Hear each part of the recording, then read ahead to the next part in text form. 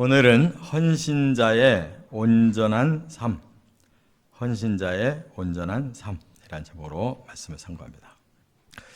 이제 모세가 이스라엘 백성들에게 가나안 땅에 들어가서 정착을 하면 중요한 일을 맡은 이 제사장과 레위인들의 그 역할을 확실하게 세워줘야 된다 하는 것을 말씀하고 있어요.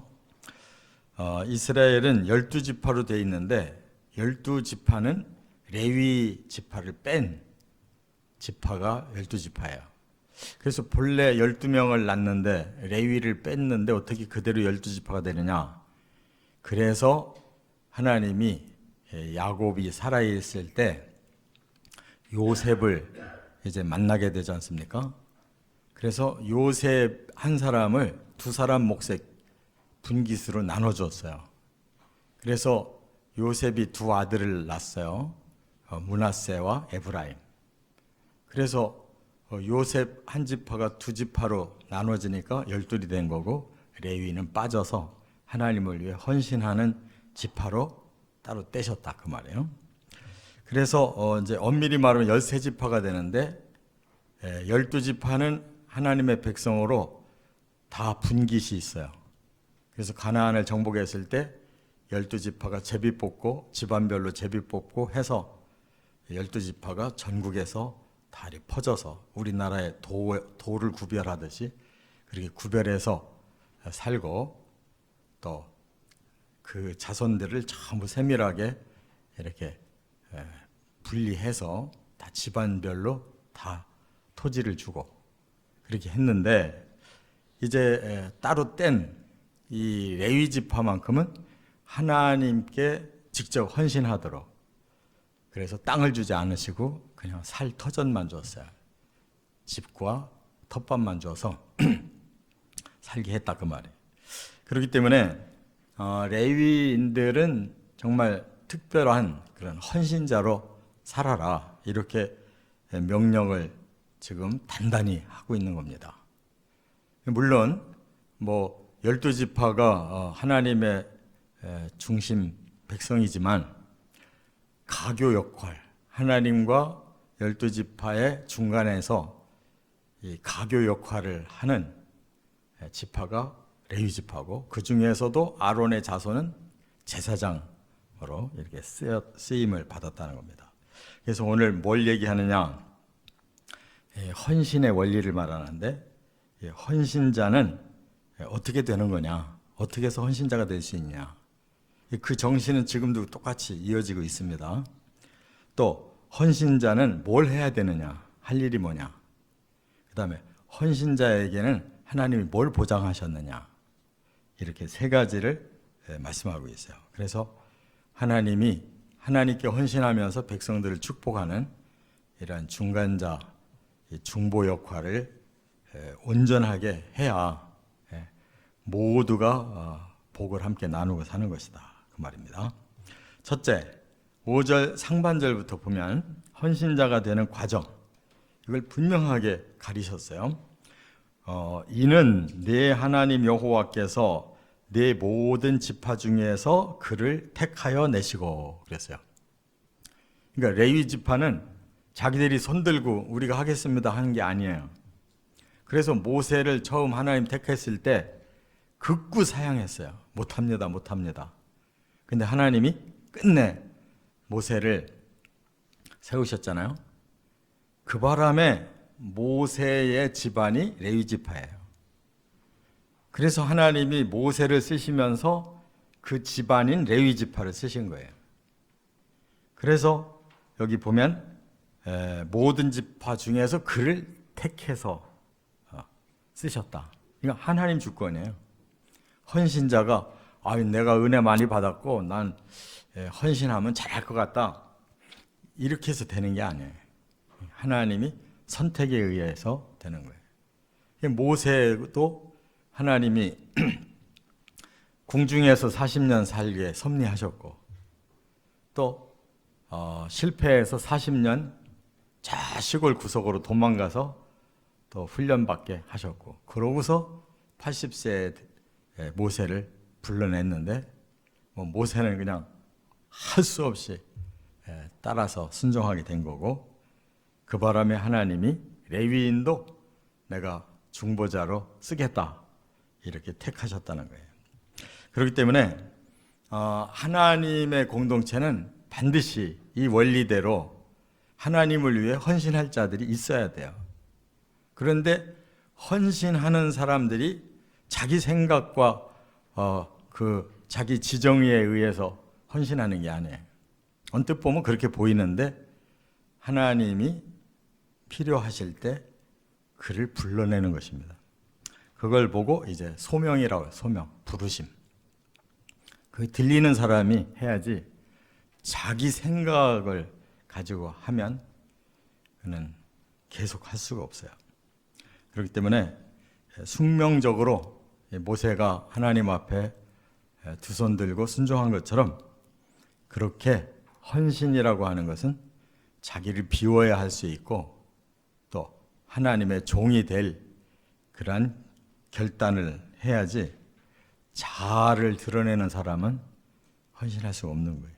그는 평생 그렇게 해봐야 겉다리 역할만 하는 거지 하나님 앞에 헌신이 되질 않고 또 백성들에게 복이 되지 않는 것이. 그렇기 때문에 반드시 소명, 또 체험, 그리고 확신, 이 세 가지를 확인하고 헌신하는 것입니다. 그러고 나면 이제 그의 생애는 이제 복종과 자기를 드리는 그런 헌신을 해야 된다는 거예요. 두 번째, 5절 하반절부터 8절에는 이제 그렇게 해서 헌신을 했으면 이제 하나님 거잖아요. 하나님이 원하시는 일을 해야 돼요. 그래서 헌신자가 해야 될 일 여기서 말씀했는데 하나님이 헌신자를 통해 뭐를 원하시느냐. 5절 하반절에 그와 그의 자손에게 항상 여호와의 이름으로 서서 섬기게 하셨습니다. 그랬어요. 그러니까 하나님을 섬기라는 거예요. 그러니까 하나님이 그들을 통해서 어떤 일을 하고 싶어 하신다는 거예요. 그런데 그들이 자기 생각이 강하면 하나님의 뜻을 받아가지고는 엉뚱한 다른 방향으로 할 수가 있어요.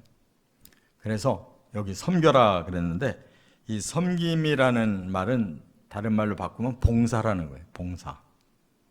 그럼 봉사는 뭐냐? 대가를 안 받고 기꺼이 하고 싶어서 하는 걸 보고 봉사라고 그래요. 그러니까 우리가 일반인들이 직장을 잡을 때는 나 이 회사에다 봉사해야지 이런 사람 없어요. 내가 이 회사에서 일하는 만큼 내가 대가 받아야지. 그게 싹시예요. 싹시 먼저 목적이 되지 나 이 회사에다가 내 목숨 바쳐서 일할 거야. 뭐 얼마를 주든지 나 그런 건 상관 안 할 거야. 그러면 헌신이 되는데 내 조건을 먼저 생각해서 내 조건에 맞는 회사를 찾아서 갈 때 그건 헌신이 아니고 자기 직업을 싹쓸 위한 직업을 선택한 거란 말이에요. 근데 하나님 앞에 헌신하는 사람은 싹쓸 생각하고 헌신하면 그거는 싹군이에요. 이 예수님 요한복음에서도 말씀했잖아요. 싹군은 도적이 들어오면 양떼 두고 도망가내는 거예요. 자기가 중요한 거예요. 그런데 참 목자는 양을 위해 희생도 한다는 거예요. 양 살리려고 희생까지 한다. 그 사람은 그런 싹시 먼저가 아니고 자기의 사명이 먼저이기 때문에 희생까지도 할 수 있다는 거예요. 바로 헌신자는 여호와를 위하여 여호와의 이름으로 서서 섬겨라. 그러니까 하나님과 그냥 짝이 되는 거예요. 하나님이 움직이시는 대로 그대로 따라가는 사람. 그게 봉사다 그 말이에요. 대가 없이 자기를 바치는 것이 그게 헌신자가 해야 될 일이다. 그래서 종의 정신이 필요하다는 거예요. 종. 그리고 대가를 바라지 않는다고 해서 그 사람은 그냥 세상에서 버림받은 자 같이 사느냐? 아니라는 거예요. 하나님 편에서는 그를 귀하게 쓰는 것이기 때문에 하나님이 책임져 주신다는 거예요. 그렇기 때문에 마태복음 6장 1절에 예수님도 그런 말씀하셨어요. 사람에게 보이려고 그들 앞에서 너희 의를 행하지 않도록 주의하라. 그리하지 아니하면 하늘에 계신 너희 아버지께 상을 받지 못하느니라. 헌신한 사람이 자기 의를 사람들한테 드러내고 싶어서, 말하자면 나는 유명한 목사가 될 거야. 나는 큰 교회를 담임하는 목사가 될 거야. 우리 교회는 막 온 세상에 떠들썩하게 뭔가를 보이는 교회가 될 거야. 이거는 헌신이 아니에요. 자기를 드러내는 것은 헌신이 아니다. 그러면 자기를 드러내지 않고 하나님 뜻만 따라서 섬기다 보면 하늘에서 상을 하나님 주시겠다 그랬어요.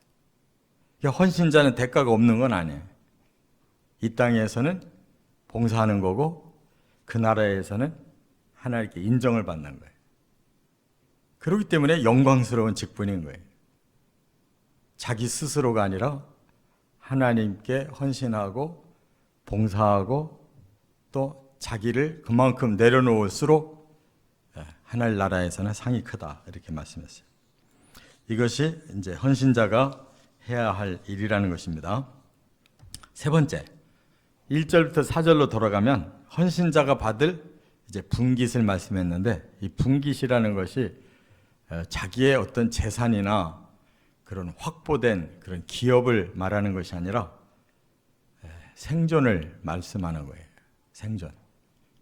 얼만큼 잘 경영해서 부자가 되느냐, 얼만큼 큰 공동체를 이루느냐 하는 이러한 기업을 말하는 게 아니에요. 분깃이라는 거는, 그럼 그 사람은 하나님을 위해서 봉사를 하고 사는데 이 땅에서는 어떻게 생존할 수가 있냐, 그걸 말하는 거예요. 그래서 1, 2절에 레위 사람 제사장과 레위의 온 지파는 이스라엘 중에 분깃이 없고 기업도 없을지니 그랬어요. 12지파에게 다 땅도 나눠주고 집도 다 나눠주고 충분히 스스로 땀만 흘리면 살 수 있는 그런 재산을 주셨는데, 제사장과 레위 지파는 분깃이 없대요. 그러니까 그걸 아예 안 줬어요. 재산을 아예 안 줬어요. 그러면 뭐가 분깃이냐? 그들은 여호와의 화제물과 그 기업을 먹을 것이라 그랬어요. 다시 말해서 하나님의 제사, 하나님께 제사를 드리는 일로 너희 생활은 할 거다. 그 안에 너희 기업이 있다 그랬어요. 그 말은 뭐예요? 하나님의 것으로 하나님이 그들에게 먹을 걸 주겠다는 거예요. 그러면은 하나님의 것이 뭐냐? 하나님이 12지파에게 요구하신 게 있어요. 내가 너희에게 기업을 주고 너희를 축복할 때 너희가 거기서 산물을 낼 거다. 곡식을 거두든지 또 가축을 기르든지 할 거다. 그 중에서 10분의 1을 하나님께 돌려라 그랬어요. 그래서 하나님이 그 12지파가 생산한 것의 10분의 1을 하나님 앞에 바치면 그것이 하나님 것인데, 하나님을 위해서 헌신한 제사장과 레위인들을 그걸로 주시겠다는 거예요. 그래서 백성들이 준 게 아니에요. 11조를 하나님께 냈지 이 레위인과 제사장들에게 주는 게 아니에요. 직접 하나님께 바치는 거예요. 그러면 그걸 하나님이 받으셔서 그걸 레위인에게 주면 레위인은 또 다시 11조를 떼서 제사장을 주도록, 그래서 모든 생업을 하나님이 골고루 나누어서 살 수 있도록 이렇게 해주셨다 그 말이에요. 그 다음에 또 하나가 예물 음식을 여기서 말씀하고 있어요. 여호와의 화제물 그랬어요. 그건 뭐냐? 백성들이 번제, 소제, 화목제 속죄제, 속건제 이런 5가지 제사가 있어요. 그것은 다 자기들을 위해서 하나님 앞에 그 제사를 드리는 거예요. 그래서 하나님께 충성하고 봉사하고 또 하나님께 감사하고 하나님 앞에 죄를 사함받고 사람 간에도 죄를 사함받기 위해서 하나님의 백성을 더 온전케 하는 방법이 이러한 제사였어요. 그러니까 오늘날은 예배를 드리는 거예요. 그런데 그 예배에는 예물이 있는 거예요. 그 제물이 그 중에서도 이런 화목제 같은 경우에는 그것이 감사의 제사이기 때문에 기름기, 내장 이런 것만 하나님 앞에 화제로 드리고 나머지 이 가축의 살을 이제 다시 돌려서 받아요. 그러면 그것을 레위인과 제사장과도 나누라 그랬어요. 그러니까 그러한 예물이 그들에게 기업이 되는 것이다. 11조와 그 예물을 가지고 헌신자들은 살아라 이렇게 하셨다 그 말이에요. 그렇기 때문에 그 원리대로 살면 어떤 결과가 오게 되느냐. 하나님께 그 백성들은 축복을 받고 또 레위인과 제사장들은 응식을 받고 그래서 서로 상부상조하는 거예요. 헌신자들을 통해 영적인 축복을 나누고 백성들에게 또 백성들을 통해 또 그 거두신 11조와 예물을 가지고 레위인과 제사장들은 응식을 받고 영과 육이 서로 상부상조하라는 거예요. 누가 더 중요하냐 낮으냐를 따지는 게 아니에요. 직분이 서로 다르다 그 말이에요. 그래서 이 레위인과 제사장들은 하나님의 그 축복을 백성들에게 나누는 중간자 역할을 하고 백성들은 받은 축복을 하나님께 돌려서 바로 헌신자들의 응식이 되게 해서 서로 영과 육을 서로 보충해 주는 역할. 이게 하나님의 뜻이에요. 그런데 지금은 신약 시대에 와서 무슨 11조를 하느냐. 그거 전부 목회자들이 다 받아먹는 거 아니냐. 자기들 부자 되려고 신약 성경에 11조 얘기가 없는데 왜 그걸 내라고. 타락한 교회다. 이렇게 사람들이 일부가 말하잖아요.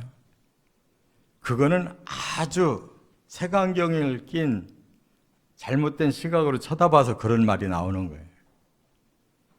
구약의 이 제도는 가장 하나님이 완벽한 제도를 주신 거예요. 그래서 지금도 나라가 세워지면 그 나라를 위해서 섬기는 공무원들이 다 백성들에게서 세금 거둔 거 가지고 공무원들이 쓰잖아요. 그럼 공무원들은 나라를 위해 헌신을 했는데 아무것도 주지 않으면 어떻게 먹고 살겠어요? 먹고 사는 건 가장 기본인 거예요. 그러니까 하나님의 공동체도 사람이 먹고 사는 건 기본인데 그것을 백성들이, 성도들이 해결해 주고 또 하나님 앞에 먹고 살 것이 해결되는 하나님의 종은 마음껏 백성들을 위해 헌신하고 하나님께 영광 돌리게 해라는 거예요. 그것이 뭐가 잘못돼가지고 그거 할 필요가 없다 하는 거예요.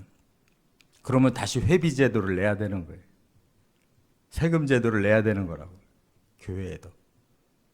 그렇게 너무 무리하게 이렇게 해석을 하면 안 돼요.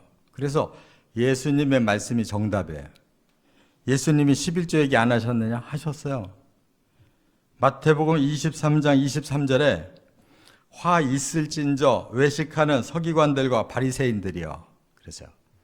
서기관들이 지도자하고 바리새인들이 지도자인데도 불구하고 그들이 박하와 회향과 근채 11조를 드렸대요. 이 박하나 회향이나 근채는 이거는 부수적인 그냥 선물이에요. 지도자에게 그 선물이 들어왔어요. 근데 이 사람들이 얼마나 철저하게 했는지 그것까지도 떼서 11조 바치더라는 거예요. 그런데 왜 그렇게 열심히 했는가 보니까 백성들에게 우리 지도자들이 이렇게 철두철미하게 11조 한다는 것을 보여준 거예요. 그러면 일반 백성들이 그 지도자들을 보고 대단한 사람들이다, 훌륭하구나, 그렇게 칭찬받으려고 그렇게 열심히 했다는 거예요. 그러니까 이것은 11조의 근본 원리로 한 게 아니라 자기들의 의의를 그 11조 제도를 통해 드러내려고 한 거란 말이에요. 그렇게 예수님이 그들에게 화가 있을 거라고 말씀하신 그 11조를 부정한 게 아니에요. 그 마음의 동기가 잘못됐다는 것을 예수님이 가르치는 거지 11조가 필요 없다라는 뜻이 아니에요. 왜? 그 뒤에 뭐라고 말했느냐? 박하와 회양과 근처의 11조는 들이되 율법에 더 중한 바, 그거보다 더 중요한 거를 바리새인 서기관들이 놓쳤다는 거예요. 뭐를? 정의와 긍휼과 믿음은 버렸다. 너희들의 의의를 드러내려고 11조 제도를 가지고 역이용해가지고 백성들한테는 존경받으려고 하면서 하나님이 원하시는 그 정의는 어디로 갔느냐? 그 긍휼이라는 사랑은 어디로 갔느냐? 하나님을 향한 아브라함과 같은, 다윗과 같은 그 믿음은 어디로 갔느냐? 왜 중요한 그거는 안 하고 있냐? 그래서 결론이 이것도 행하고 11조도 행하고 저것도 버리지 말아야 된다. 바로 정의와 긍휼과 믿음도 버리지 말아야 된다. 두 가지가 다 필요한 것이다. 그래서 할렐루야. 이게 정답인 거예요. 그러니까 우리는 11조도 정말로 하나님 앞에 진실한 마음으로 해야 되고, 그거보다 더 중요한 하나님을 향한 하나님의 정의를 실현하는 일, 하나님의 긍휼을 본받는 일, 하나님 앞에 믿음을 온전하게 드리는 삶을 힘써야 된다는 거예요. 두 가지 다 얘기했죠. 어디 하나를 자른 게 있냐 말이에요. 왜 성경을 왜곡되게 해석하고 인간적인 눈으로 돈으로 11조를 해석하고 있냐 말이에요. 상부상조에서 영육이 함께 살아야 되는 일을 왜 그렇게 차원 낮게 떨어뜨려 버리냐고요. 돈 벌으려고 종교인 되는 놈들이 그건 세상에 타락한 거지, 그게 하나님께 헌신한 거 아니잖아요. 왜 그렇게 맞춰버리냐고요. 그러면 정말로 헌신하고자 하는 사람이 다 사라지는 거예요. 그게 사탄의 작전이고 그것이 교회를 흔드는 세상의 타락한 모습인 거예요. 깨달으시 바랍니다. 하나님의 원리에 우리가 온전히 순종하면 모두가 함께 하나님께 영광 돌리고 모두가 함께 보람 있고 모두가 함께 복된 삶을 사는 거예요. 이렇게 사시길 주의 이름으로 축원합니다.